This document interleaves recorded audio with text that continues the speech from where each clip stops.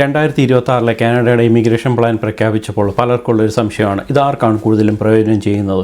അതായത് Canada at present ഇപ്പോൾ ഒരു സ്റ്റുഡൻറ്റ് വിസയിലോ അല്ലെങ്കിൽ വർക്ക് പെർമിറ്റോ നിൽക്കുന്ന ആൾക്കാർക്കാണോ ഇത് കൂടുതലും പ്രയോജനം ചെയ്യുന്നത്, അതോ ഇനി നാട്ടിൽ നിന്ന് പുതുതായിട്ട് കാനഡയിലേക്ക് വരാൻ ആഗ്രഹിക്കുന്ന ആൾക്കാർക്കാണോ? ഇതുകൂടാതെ തന്നെ കാനഡയിൽ ഇപ്പോൾ ഒരു വർക്ക് പെർമിറ്റിൻ്റെയൊക്കെ ഒരു പീരീഡ് കഴിഞ്ഞ് ഇനി നാട്ടിലേക്ക് തിരിച്ചു പോകാനിരിക്കുന്ന ആൾക്കാർക്ക് ഇനി നാട്ടിൽ പോയിട്ട് വെയിറ്റ് ചെയ്യുന്നതാണോ നല്ലത്, അതോ ഇവിടെ തന്നെ നിന്നുകൊണ്ട് തന്നെ എന്തെങ്കിലും രീതിയിലുള്ള എക്സ്റ്റൻഷനൊക്കെ എടുത്ത് ഇവിടെ നിൽക്കുന്നതാണോ നല്ലത്?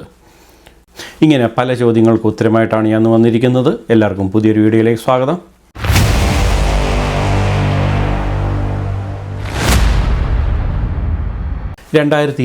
ഏകദേശം 3,80,000 പേർക്കാണ് കാനഡ PR കൊടുക്കാൻ ഉദ്ദേശിക്കുന്നത്.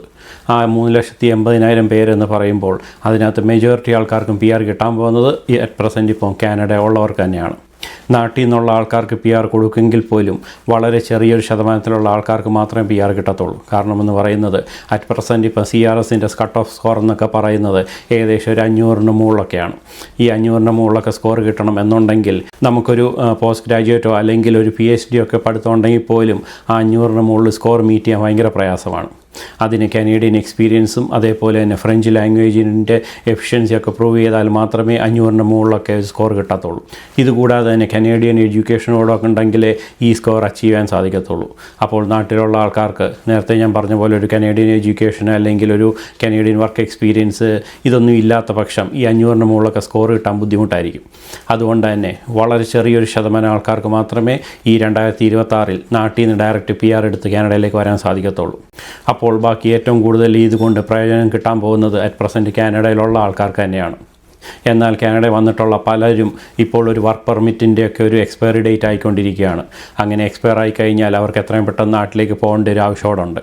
അങ്ങനെയുള്ള ആൾക്കാരോട് എനിക്ക് പറയാനുള്ളത് എങ്ങനെയെങ്കിലും ഒരു എക്സ്റ്റൻഷൻ എടുത്ത് കാനഡയിലെ മാക്സിമം സമയം ഇവിടെ പിടിച്ച് നിൽക്കാൻ നോക്കുക എന്നുള്ളതാണ്. നമുക്കെല്ലാം അറിയാം കാനഡയിൽ ഒരു സ്റ്റുഡൻറ്റ് വിസയിൽ വന്നിട്ടുള്ള ആൾക്കാർ ആദ്യത്തെ 2 വർഷം എന്ന് പറയുന്നത് അതികഠിനമായിട്ടുള്ള ഒരു സ്റ്റേജിൽ കൂടാണ് കടന്നു പോയിക്കൊണ്ടിരുന്നത്.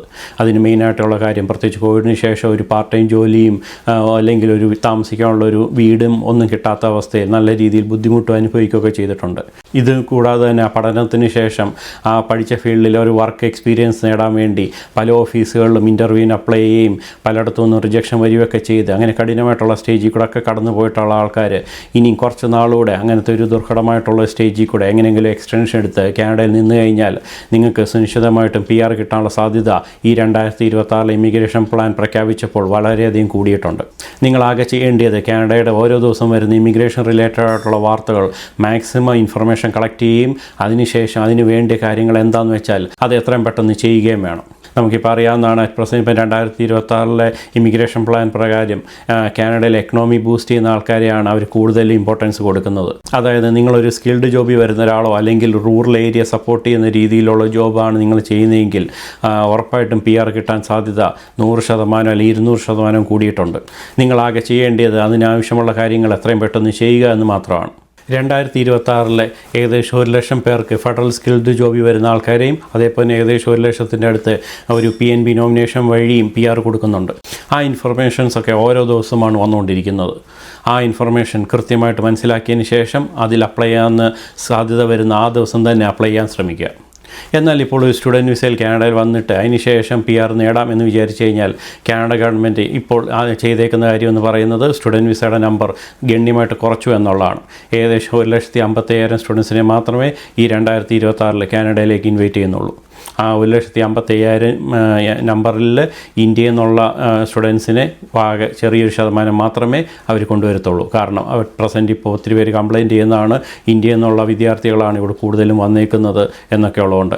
അതുകൊണ്ട് തന്നെ ബാക്കിയുള്ള രാജ്യത്തിനും ഈക്വലായിട്ടുള്ളൊരു രീതിയിൽ സ്റ്റുഡൻസിനെ ഇൻവൈറ്റ് ചെയ്യുന്ന കൂട്ടത്തിൽ തന്നെ ഇന്ത്യയുടെ നമ്പറുകൾ ഗണ്യമായിട്ട് കുറയ്ക്കുകയും അവർ ചെയ്യുന്നുണ്ട്. അപ്പോൾ ചുരുക്കം പറഞ്ഞു കഴിഞ്ഞാൽ കാനഡ അറ്റ് പ്രസൻറ്റ് ഇപ്പോൾ ഉള്ള സ്റ്റുഡൻറ്റ് വിസയിലോ അല്ലെങ്കിൽ വർക്ക് പെർമിറ്റിലോ നിൽക്കുന്ന ആൾക്കാർക്കാണ് ഗവൺമെൻറ് നല്ല രീതിയിൽ ഇമ്പോർട്ടൻസ് കൊടുക്കുന്നത്. മാത്രമല്ല അങ്ങനെ ഇവിടെ കാനഡ നിൽക്കുന്നുള്ള ആൾക്കാരിൽ തന്നെ കാനഡയുടെ എക്കണോമി ബൂസ്റ്റ് ചെയ്യുന്ന രീതിയിലുള്ള ഹൈ സ്കിൽഡ് ആയിട്ടുള്ള ജോബ് ചെയ്യുന്നവർക്കും അതേപോലെ തന്നെ റൂറൽ ഏരിയ കമ്മ്യൂണിറ്റിയിലൊക്കെ പ്രോഗ്രാം മാക്സിമം സപ്പോർട്ട് ചെയ്തിട്ട് അങ്ങനെയുള്ള റൂറൽ ഏരിയാസൊക്കെ ഡെവലപ്പ് ചെയ്യാൻ സഹായിക്കുന്ന ആൾക്കാർക്കൊക്കെയാണ് ഇപ്പോൾ 2026 അവർ PR കൊടുക്കാൻ ഗവൺമെൻറ് പ്ലാൻ ചെയ്യുന്നത്. അതുകൊണ്ട് തന്നെ നാട്ടിൽ നിന്നുള്ള ആൾക്കാർക്ക് ആൾക്കാർക്ക്, വളരെ ചെറിയൊരു ശതമാനം ആൾക്കാർക്ക് മാത്രമേ ഈ 2026 PR കിട്ടാൻ സാധ്യതയുള്ളൂ. അതുകൊണ്ട് തന്നെ ഇപ്പോൾ വർക്ക് പെർമിറ്റ് തീരാറായി എന്തെങ്കിലും കാരണം കൊണ്ട് നിങ്ങൾ തിരിച്ച് നാട്ടിലേക്ക് പോകാൻ ഉദ്ദേശിക്കുന്നുണ്ടെങ്കിൽ മാക്സിമം ഇവിടെ തന്നെ തുടരുന്നതാണ് എപ്പോഴും നല്ലത്. കാരണം കാനഡ ഗവൺമെൻറ് മാക്സിമം ഇമ്പോർട്ടൻസ് കൊടുക്കുന്നത് കാനഡയിൽ അറ്റ് പ്രസൻറ്റ് വർക്ക് ചെയ്തുകൊണ്ടിരിക്കുന്ന ആൾക്കാർക്കാണ്. അതുകൊണ്ട് നിങ്ങളൊരു നാട്ടിൽ പോയിട്ട് ഒരു PRന് അപ്ലൈ ചെയ്തിട്ട് തിരിച്ച് വരാം എന്നുള്ളൊരു ആഗ്രഹത്തോടു കൂടി ഇരിക്കുകയാണെങ്കിൽ തൽക്കാലം അതിൽ നിന്ന് മാറി ചിന്തിക്കുന്നതായിരിക്കും നല്ലത്. കാനഡയിൽ ഒരു എക്സ്റ്റൻഷൻ എടുത്ത് തുടരുക എന്ന് പറയുമ്പോൾ ഒരു കാരണവശാലും ഒരു ഡമ്മി ഒരു എക്സ്റ്റൻഷൻ എടുക്കാൻ ശ്രമിക്കരുത്. അതായത് ഇല്ലീഗലായിട്ടുള്ളൊരു എക്സ്റ്റൻഷനോ അല്ലെങ്കിൽ എന്തെങ്കിലും ഫേക്ക് ആയിട്ടുള്ള കാരണങ്ങൾ പറഞ്ഞോ കാനഡയിൽ തുടരാതിരിക്കുക.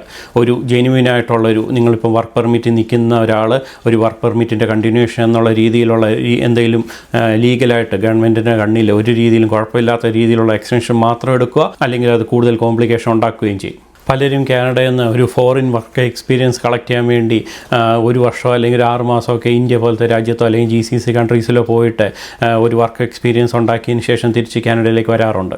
അങ്ങനെ ചെയ്യുമ്പോൾ ഒരു 50 പോയിൻറ്റ്സ് എക്സ്ട്രാ കിട്ടുമെങ്കിലും അതിലും കൂടുതൽ ഓപ്പർച്യൂണിറ്റിയാണ് അറ്റ് പ്രസൻറ്റ് ഇപ്പോൾ കാനഡയിൽ നിന്നുകൊണ്ടിരിക്കുമ്പോൾ തന്നെ നിങ്ങൾക്ക് മുന്നിൽ ഇപ്പോൾ ഗവൺമെൻറ് പ്രഖ്യാപിച്ചേക്കുന്നത്. അതായത് ഒരു അറ്റ്ലാന്റിക് ഇമിഗ്രേഷൻ പ്രോഗ്രാമോ അല്ലെങ്കിൽ ഒരു PNBയോ അല്ലെങ്കിൽ ഫെഡറൽ സ്കിൽ വർക്ക് പ്രോഗ്രാമോ അല്ലെങ്കിൽ ഒരു വൺ ടൈം ഇനിഷ്യേറ്റീവ് പ്രോഗ്രാം പോലെ ഒരു പ്രോഗ്രാം വഴി ഏകദേശം 33,000 പേരെയൊക്കെയാണ് ഗവൺമെൻറ് എടുക്കുന്നത്.